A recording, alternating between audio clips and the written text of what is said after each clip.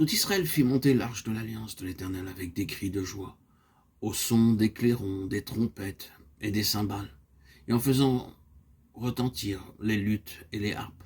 1 Chroniques 15, 28.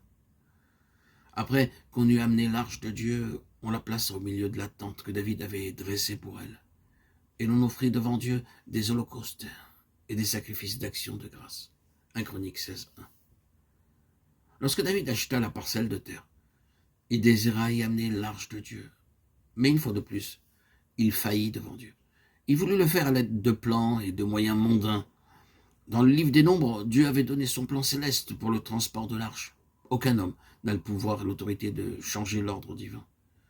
Dieu amena David à se ressaisir et dans 1 Chronique chapitre 15, il rassembla des Lévites pour transporter l'arche de Dieu vers cette parcelle de terre achetée à ce Jébusien. Quel jour heureux ce fut pour David. C'est avec une grande joie et bonheur qu'ils amenèrent l'arche après plusieurs années de pérégrination, avec des cris de joie au son des clairons, des trompettes et des cymbales, et en faisant retentir les luttes et les harpes. Ce fut un temps de grande joie avec des chanteurs chantant de tout leur cœur en ce jour de bonheur. David lui-même se joignant à cette fête. Approchons-nous donc avec un cœur sincère dans la plénitude de la foi.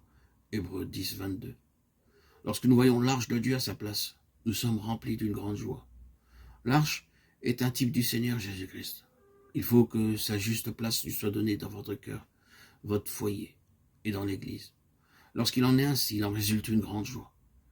David gagna beaucoup de batailles, mais aucune d'elles n'a autant de joie que l'arche de Dieu, entrant dans son repos, dans cette parcelle de terre achetée d'Aravna. C'est notre joie et notre force lorsque nous voyons le Seigneur Jésus-Christ intronisé dans le cœur des croyants, comme roi des rois, dans leur famille, comme la tête et dans l'assemblée, comme Seigneur.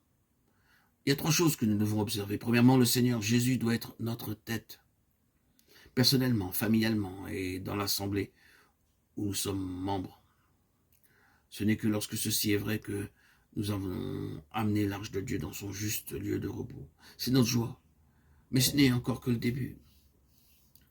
Pouvez-vous dire véritablement que la joie du Seigneur est votre force, et du fait que vous entrez davantage dans le cœur de Dieu?